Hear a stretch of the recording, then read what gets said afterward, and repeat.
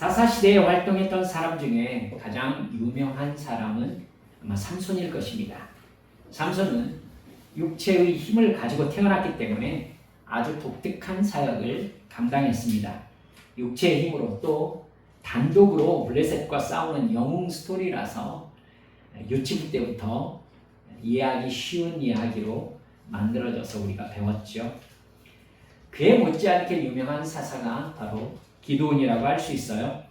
300명으로 13만 5천 명의 미디안 군대를 물리친 사람으로 성경에서 극적인 하나님의 역사를 나타낸 사람으로 많이 설교되는 사람입니다. 뿐만 아니라 우리가 어렸을 때부터 여러분 집안에 하나씩 빨간색 신약 성경으로 기드온 협회라고 받은 성경책 하나씩은 아마 가지고 계셨을 것입니다. 기드온이 유명한 사람이지요. 오늘 우리가 읽은 성경 말씀은요, 기드온이 하나님께 부름받는 장면입니다. 하나님께서 기드온에게 천사를 보내셔서 이스라엘을 구원하라고 말씀하시는 장면이에요. 여러분, 당시 이스라엘은 미디안 족속에게 심한 착취를 당하고 있었습니다. 6장 4절에 보면 진을 치고 가사에 이르도록 토지 소산을 멸하여 이스라엘 가운데 먹을 것을 남겨두지 아니하며 양이나 소나 나귀도 남기지 아니하였다, 이렇게 나옵니다. 밀이나 무화과 또는 포도 작물을 거둘 때가 있지 않습니까? 그때 수많은 미디안 사람들이 낙타를 타고 들어와서 다 탈취해 갔다는 이야기입니다. 그들이 얼마나 숫자가 많았는지 여러분 메뚜기 떼 같았다라고 성경에 기록되어 있어요. 가축도 모두 빼앗아가는 바람에 이스라엘 사람들은 먹고 살 수가 없었습니다.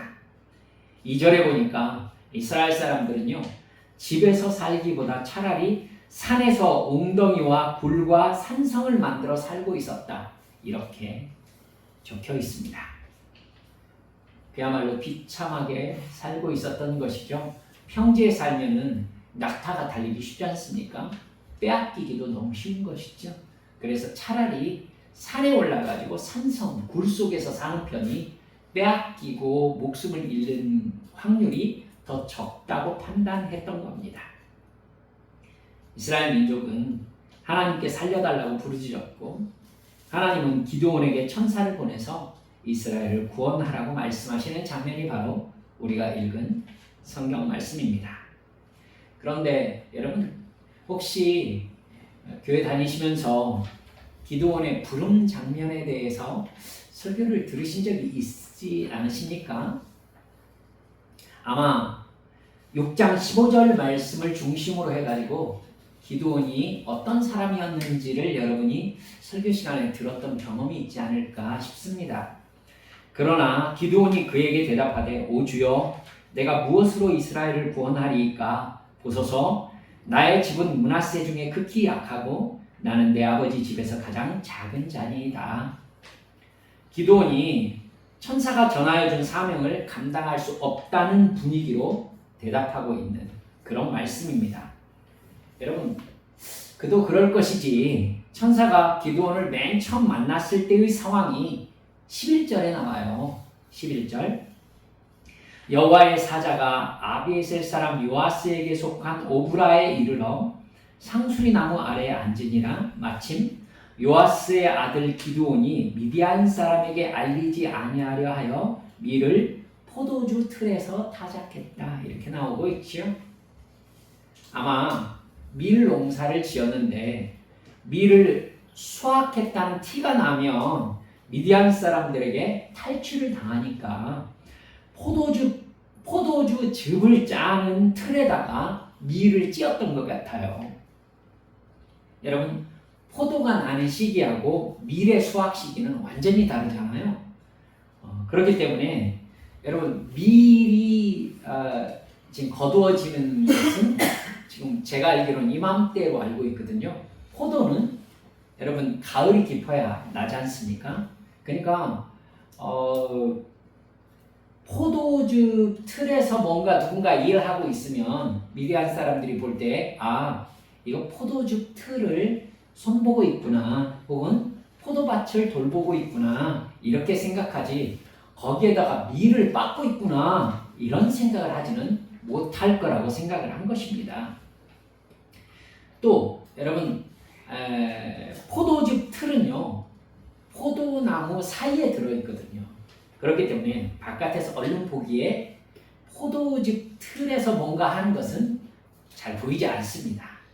그래서 여러분 기드온은 밀을 그나마 많이 농사짓지 못하고 밀을 베어다가 이 포도즙 틀에다가 넣고 아마 이렇게 밟아서 찧었던 것 같습니다. 이런 기드온의 행동과 말을 근거로 해서요 기드온이 아마 연약한 사람 또 소심하고 겁도 많은 사람이었다라는 말씀을 저는 설교 시간에 좀 들었던 것 같습니다. 그런데 하나님께서 능력을 주셔서 300명의 용사들과 함께 미디안을 물리쳤던 것이다. 하나님께서 그에게 그런 능력을 주셨다. 우리도 기드온처럼 이렇게 쓰임을 받자. 참 은혜롭게 말씀에 감동이 있었던 것 같아요. 그러나 여러분 그렇게만 볼 수는 또 없는 성경의 증거들이 우리에게 새로운 깨달음으로 주어질 수도 있겠다 싶어서 여러분들과 함께 조금 깊이 살펴보고자 하는 것입니다. 여러분 이 말씀들을 통해서요 하나님과 우리와의 관계가 어떤 식으로 사명으로 나아가게 되는지를 여러분들이 조금 깨달으셨으면 좋겠다 하는 마음이 있습니다.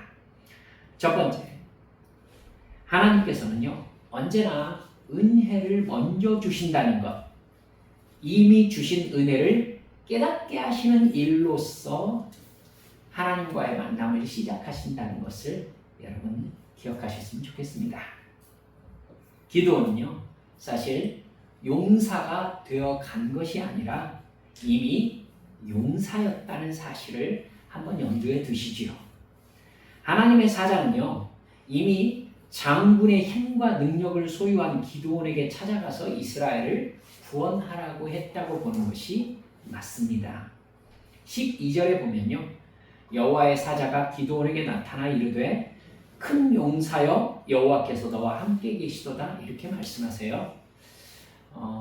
여러분 이건 연약하고 열등감 많고 힘없는 소심한 기드온에게 나타나서 너는 그런 사람이 아니야, 너는 큰 용사야 이렇게 용기를 북돋아주는 말씀으로 우리가 좀 이해를 하는 경향이 있는데요.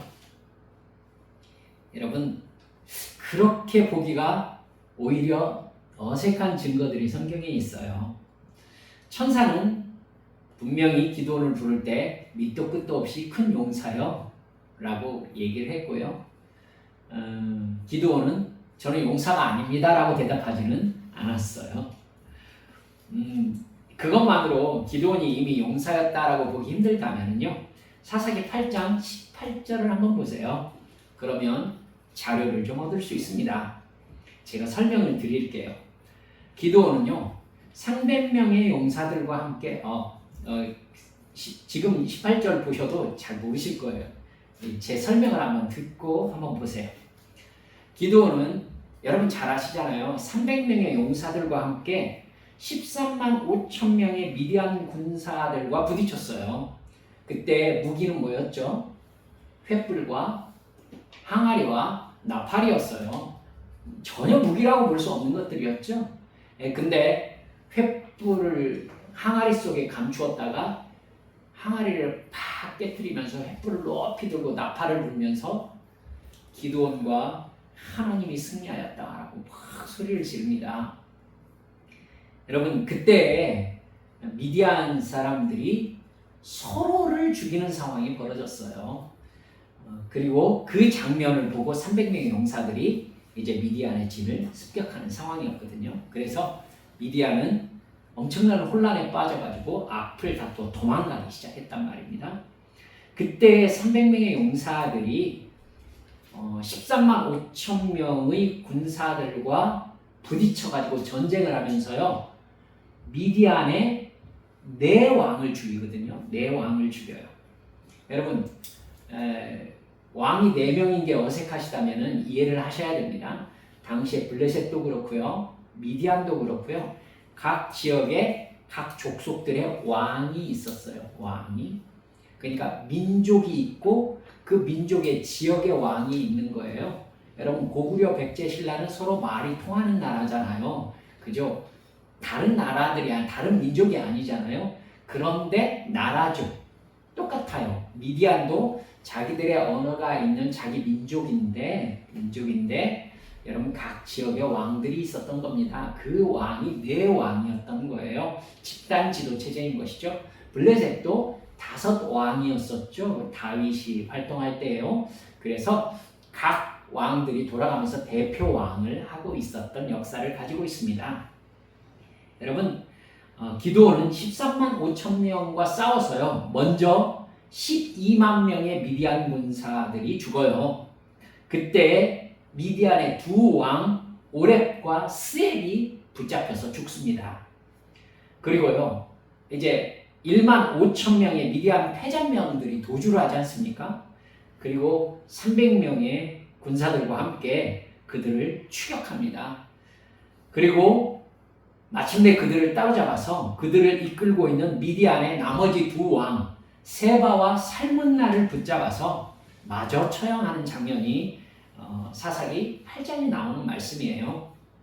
근데 사사기 8장 18절에 보면은요.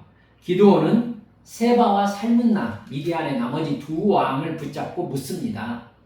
너희가 다볼에서 죽인 자들은 어떠한 사람들이었느냐? 그러자 2 왕이 대답을 해요. 그들이 너와 같아서 하나같이 왕자들의 모습과 같았느니라. 그러자 기드온이 이렇게 대답하죠. 그들은 내 형제들이며 내 어머니의 아들들이니라. 여호와께서 살아계심을 두고 맹세하노니 너희가 만일 그들을 살렸더라면 나도 너희를 죽이지 아니하였으리라. 즉 세바와 살문나가 여러분 기드온의 형제들을 모두 죽였는데요. 그들이 한눈에 보기에도 모두 왕자라고 느낄 만큼의 풍모를 지니고 있었다는 뜻입니다. 여러분 오브라와 다볼사는요. 그러니까 너희가 다볼에서 죽인 사람이라고 물어봤잖아요. 그리고 기드온은 오브라 사람이고요. 여러분 다볼과 오브라는 거의 붙어있는 지역이에요. 그러니까 형제들이 이렇게 흩어져 살고 있었던 것입니다. 여러분 세바와 살문나가 기드온의 형제들을 죽여놓고 지금 자기들이 틀림없이 죽을 상황이잖아요. 뭐하러 자기들이 죽인 사람들의 용모를 칭찬합니까? 따라서 여러분 세바와 살문나가 볼 때에 기드온의 형제들이라고 했던 그 사람들은 누가 봐도 기골이 장대해서 와, 이 사람들은 모두 다 왕의 기골을 가지고 있는 사람들이구나 라고 생각될 만큼 대단한 용모를 가지고 있었다는 뜻입니다. 그 말은 기드온 역시 한눈에 보기에도 이 사람은 장군이구나, 군대의 지휘관이구나, 왕이구나 라고 할 만큼의 압도적인 풍모를 가지고 있었다는 뜻이 되는 것입니다. 여러분, 그러니까 기드온은요 헐랭헐랭한 사람이 아니었던 거예요. 우리가 깨달아야 될 것은 이것입니다. 하나님께서 어떤 일을 어떤 사람에게 시킬 때는요 그 사람에게 노력해서 달성할 목표를 지시하시지 않습니다. 여러분 이걸 우리가 조금 기억하셨으면 좋겠어요.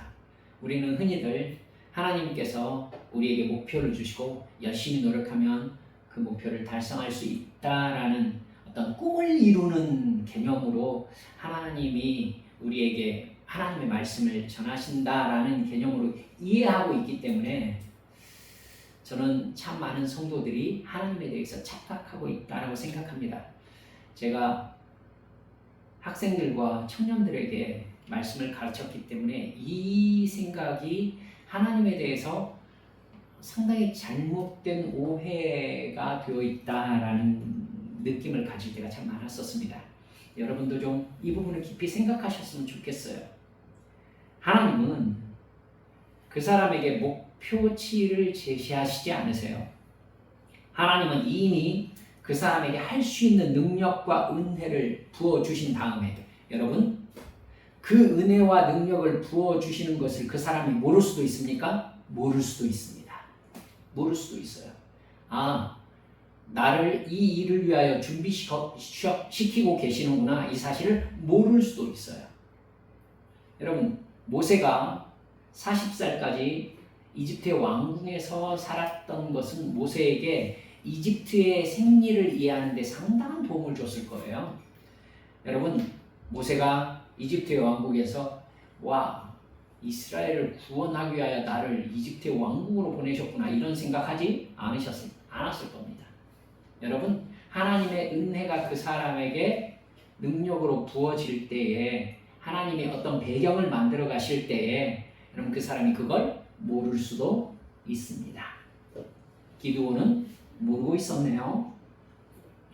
여러분 이게 성경 전체에서 일관성 있는 하나님의 성품이라는 걸 잊지 않으셨으면 좋겠습니다. 하나님이 누군가를 만나실 때 언제나 하나님의 방식으로 먼저 그 사람의 존재를 규정하시는 걸 먼저 하십니다. 아브라함에게 나타나셨을 때 하나님은 내가 너로 큰 민족을 이루고 네게 복을 주어 네 이름을 창대하게 하리니 너는 복의 근원이 될 것이다. 이렇게 말씀하셨습니다. 정말 뜬금없습니다. 하나님이 느닷없이 내 앞에 나타나셔서 그 말씀을 딱 해보십시오. 그럴 줄 알았습니다. 이렇게 말할 사람이 어디가 있습니까? 여러분 아브라함 전혀 준비되지 않았는데 여러분 하나님께서 아브라함에게 나타나셔서 그래 말씀하셨어요.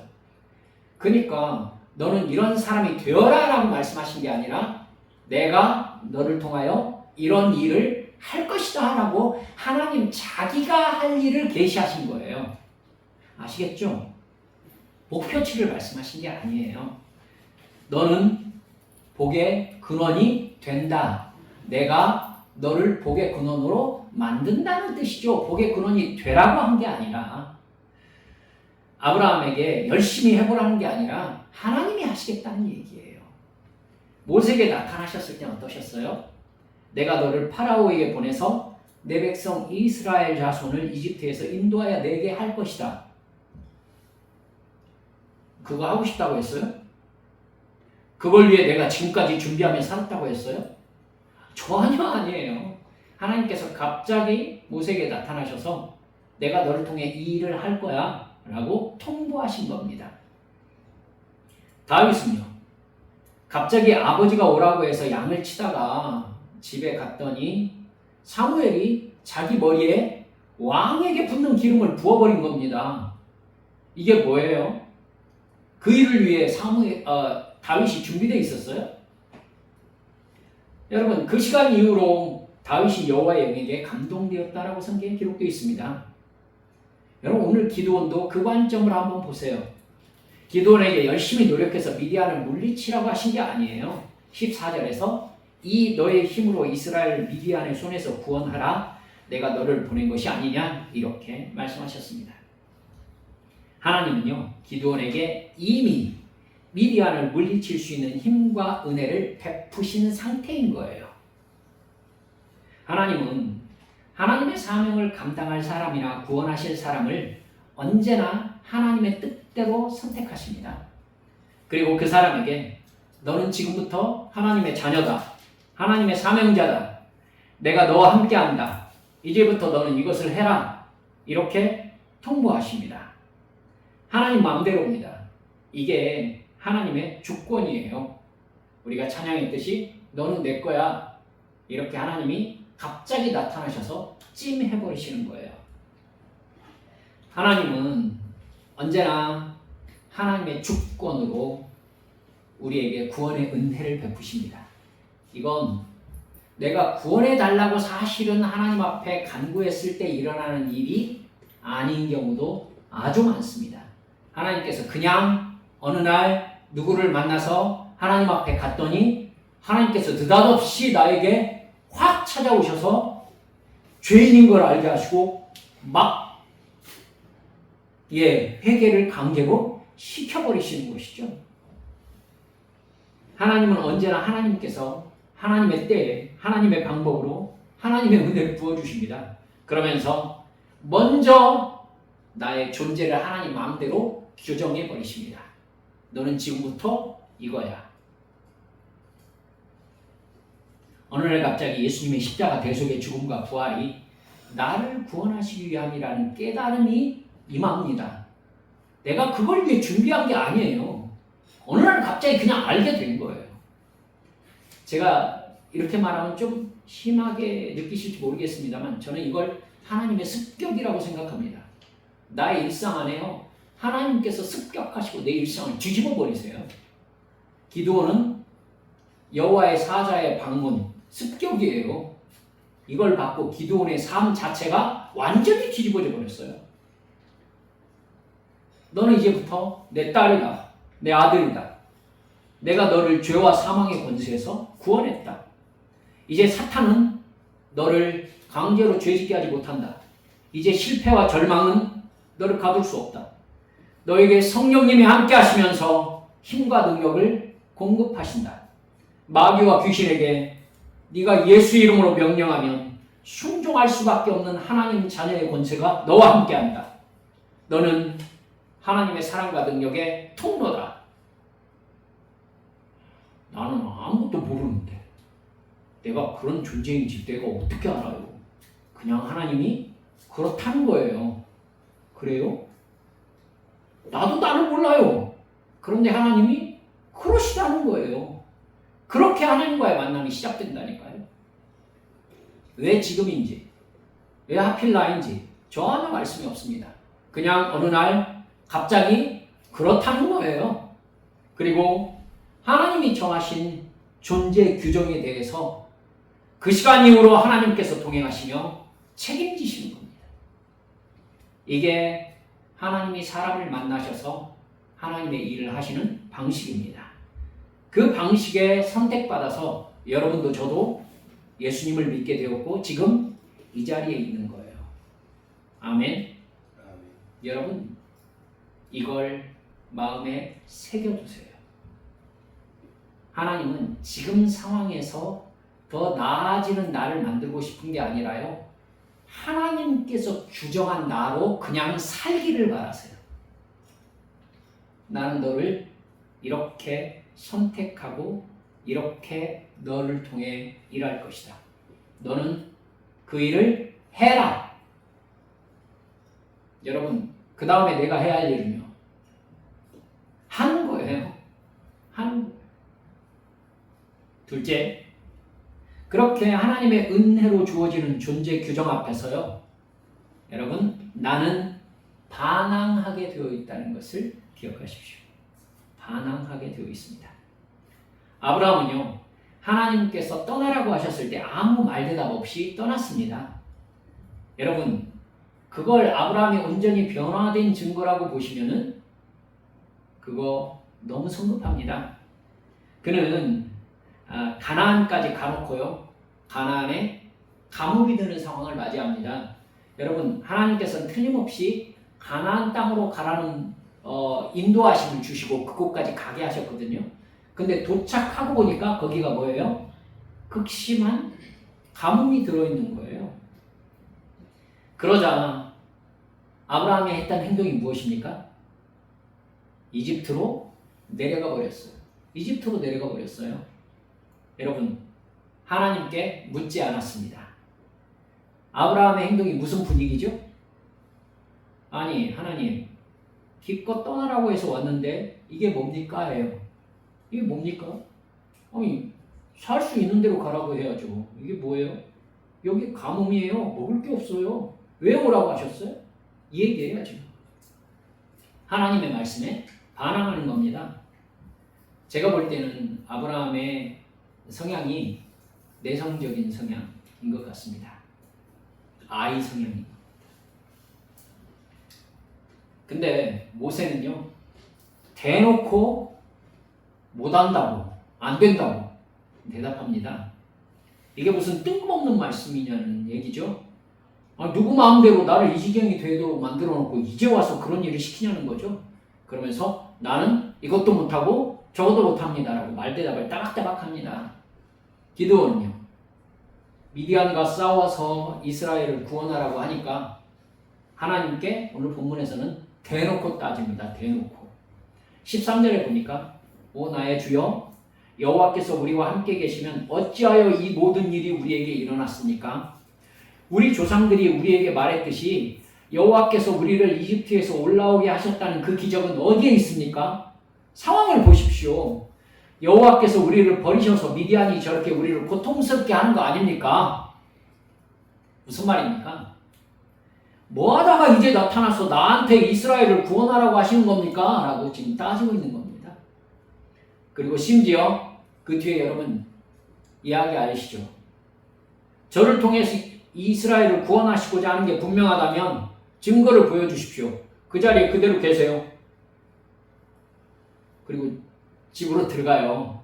염소 새끼를 잡아서 음식을 만들고요. 국을 만들어 옵니다.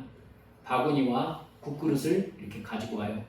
그리고 내가 드리는 걸 받으라는 거예요. 네가 하나님이며. 그러자 여호와의 사자가 어떻게 하죠?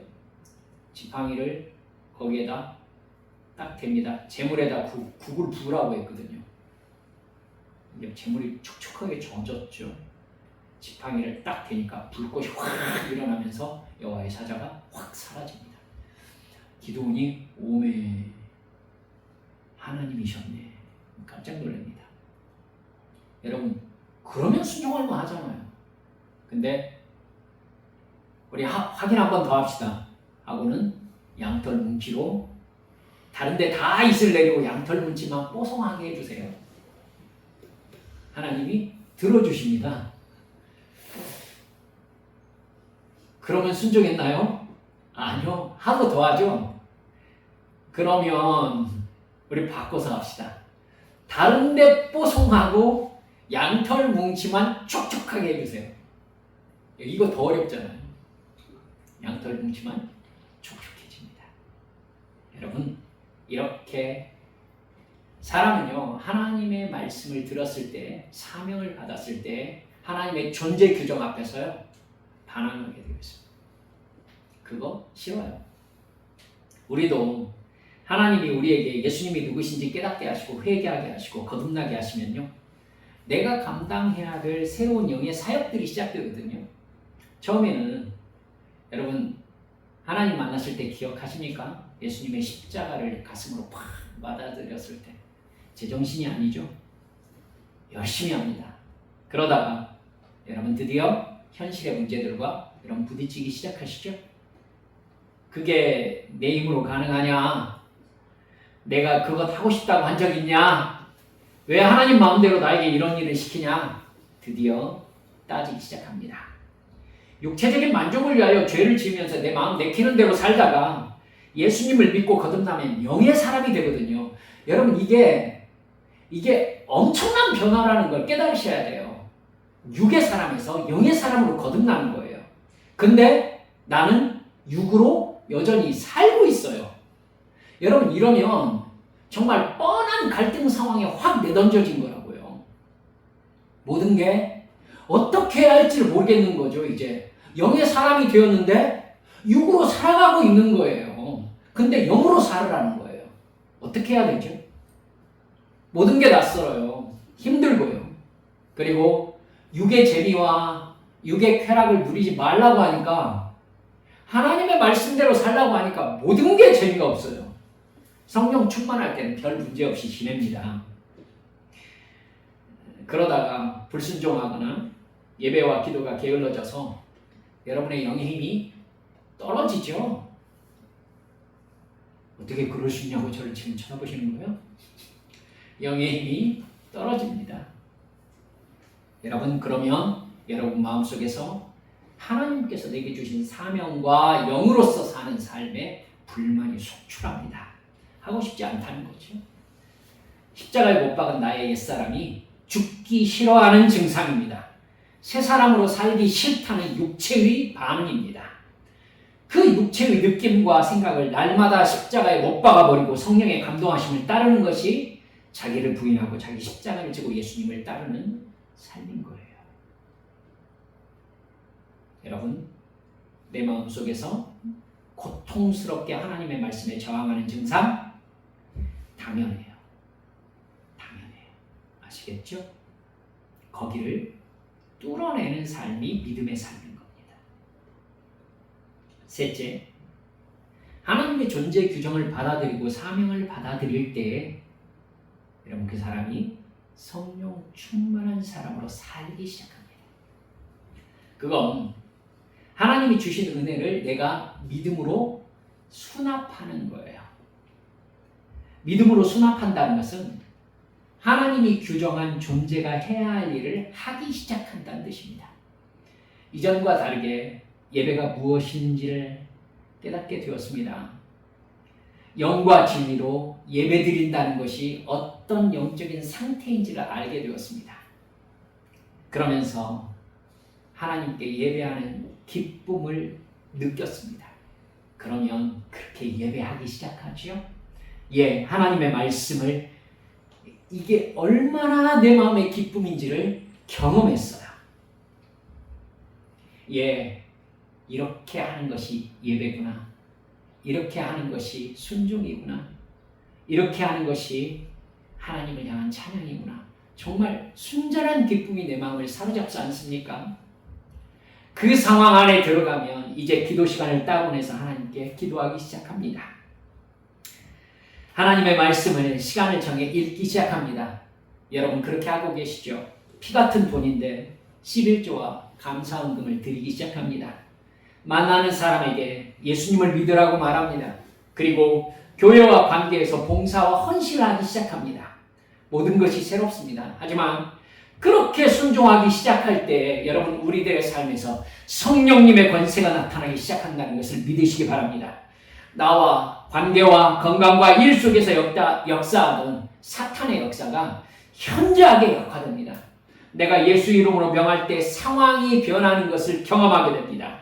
하나님의 아들로서 하나님의 딸로서 가정을 축복하고 직장을 축복하고 관계를 축복하면 영의 세력이 움직이기 시작합니다. 여러분 제가 한참 찬양 인도자로 쓰임받을 때가 있었습니다. 수련회 부름 받으면요 거의 잠을 그때 4시 반부터 새벽 예배가 시작되기 때문에 1시까지 이렇게 찬양 인도하고 기도하고 했잖아요. 그러니까 2시간 3시간 자고 다시 저희들 일어나가지고 찬양 인도를 해야 되는 거예요. 목이 이렇게 된 상태에서도 찬양 인도를 합니다. 그렇게 3박 4일을 하나님 앞에 찬양 인도자로 기도하는 자로 예배자로 온전히 붙잡혀 쓰임 받잖아요. 그러면 성령의 은사가 실제로 임합니다. 여러분 제가 뭡니까? 저 아무것도 아니에요.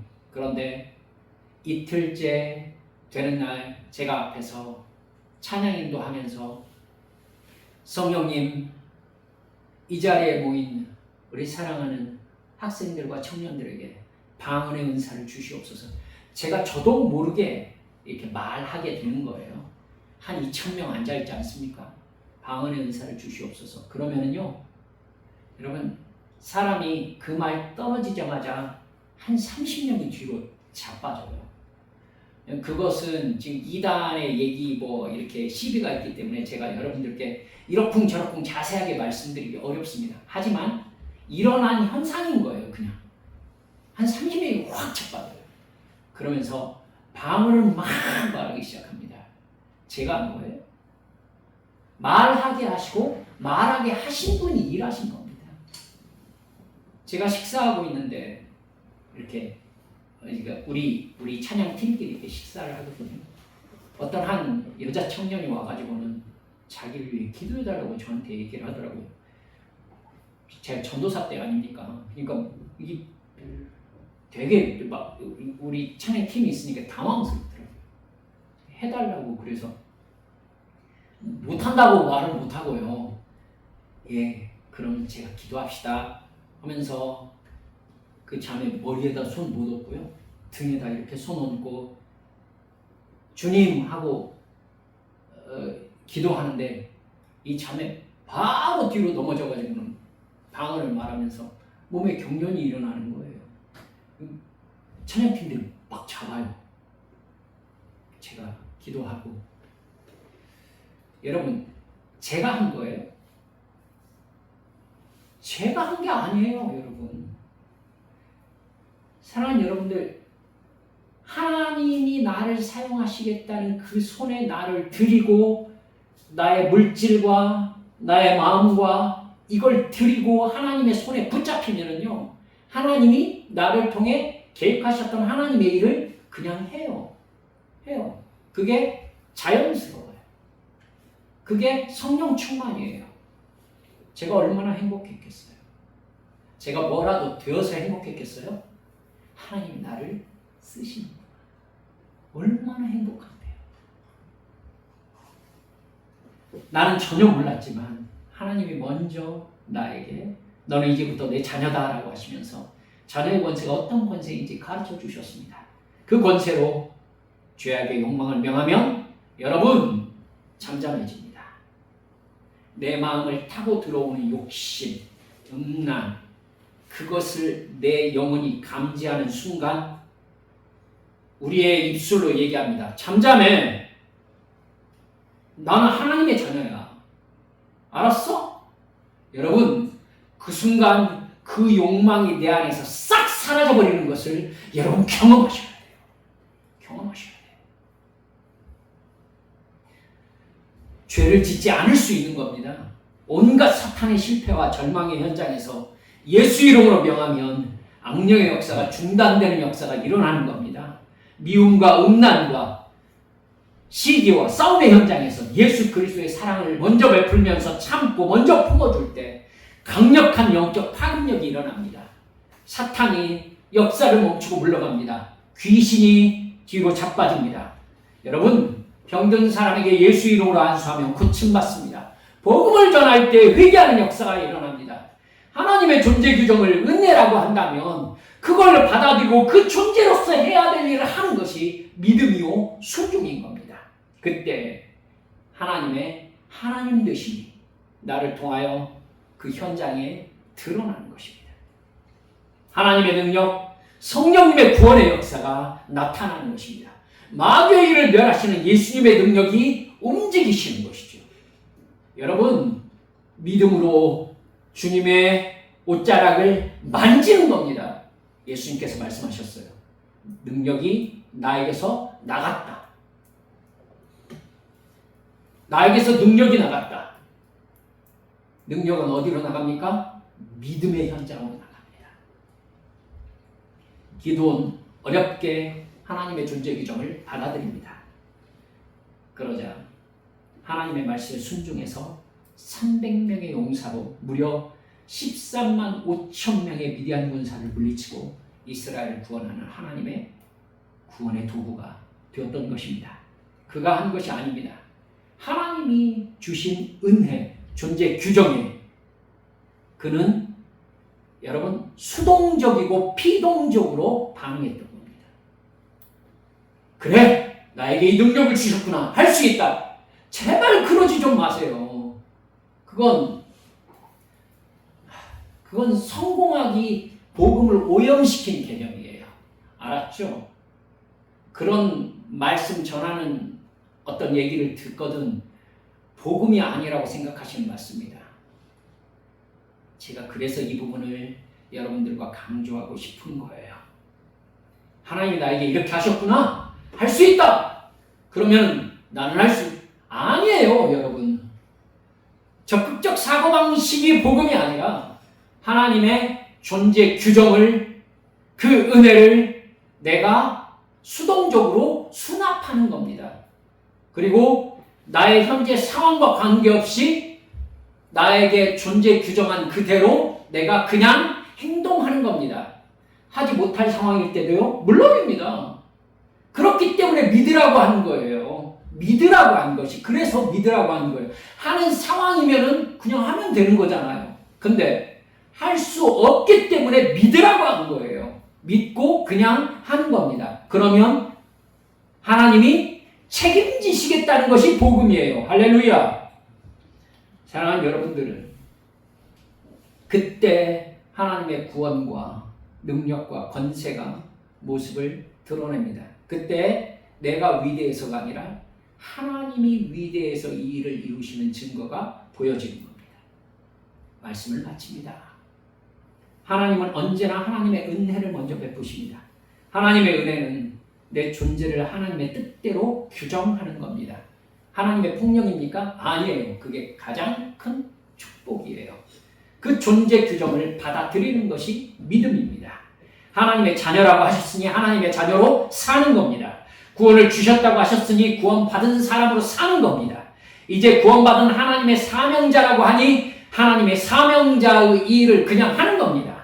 처음부터 내 의지가 아니었습니다. 주권자 하나님의 내 존재를 규정하셨으니 그 존재로 살아가게 하실 것을 믿고 그냥 순종하는 겁니다. 그렇게 믿음으로 순종할 때 우리는 하나님의 존재와 사랑과 능력을 경험하게 된다는 것이 성경의 일관된 가르침이며 복음입니다. 나에게 은혜 주실 때 여러분 나를 어떤 존재로 부르셨는지 점검해 보십시오. 하나님께 깊이 기도하며 주의 은혜에 믿음으로 응답하여서 순종으로 하나님을 경험하는 우리 믿음의 가족들이 되시기를 주 예수님의 이름으로 축원합니다. 우리 함께 기도하십시다. 기억하고 계실 것입니다. 하나님이 여러분을 찾아오셔서 무엇을 하라고 말씀하셨을 때 그때가 바로 나를 만나셔서 내가 너의 아버지다. 내가 너의 구원자다. 내가 너를 이런 사람으로 불렀다. 이제 너는 순종하며 시작해라. 말씀하신 것입니다. 하나님의 존재 규정이 무엇이었습니까? 주여 순종하겠습니다. 깨닫게 하여 주옵소서. 통성으로 기도하시겠습니다.